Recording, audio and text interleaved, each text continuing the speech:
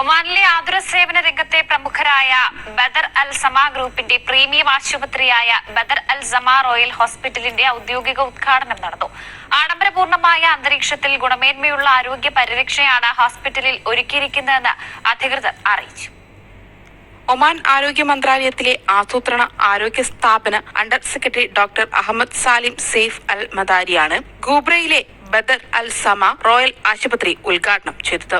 Oman chamber of commerce and ഇൻഡസ്ട്രിയുടെ director board chairman Faisal bin Abdul Al Rafas, സ്വകാര്യ ആരോഗ്യ സ്ഥാപനങ്ങളുടെ director general doctor Muhanna bin Nasser bin Rashid Al Musarli, Badr Al Sama group ആശുപത്രിയുടെ managing ഡയറക്ടർമാരായ Abdul Latheef, doctor PA Mohammed, executive ഡയറക്ടർമാരായ മൊയ്തീൻ ബിലാൽ, ഫിറാസത്ത് ഹസൻ, സ്വകാര്യ സർക്കാർ മേഖലയിലെ പ്രമുഖർ, Badr Al Sama group of ഹോസ്പിറ്റലിന്റെ സീനിയർ മാനേജ്മെന്റ് അംഗങ്ങൾ തുടങ്ങി നിരവധി പേർ ചടങ്ങിൽ പങ്കെടുത്തു.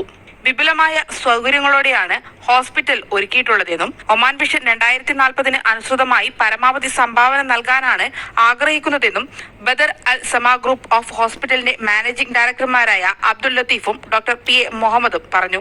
ഒമാനിലെ സ്വകാര്യ ഹെൽത്ത് കെയർ മേഖലയിലെ ലോക നിലവാരത്തിലേക്ക് ഉയർത്തുകയാണ് ലക്ഷ്യമെന്നും Badr Al Sama group of ഹോസ്പിറ്റലിന്റെ എക്സിക്യൂട്ടീവ് ഡയറക്ടർമാരായ ഫിറാസത്ത് ഹസനും മൊയ്തീൻ ബിലാലും പറഞ്ഞു.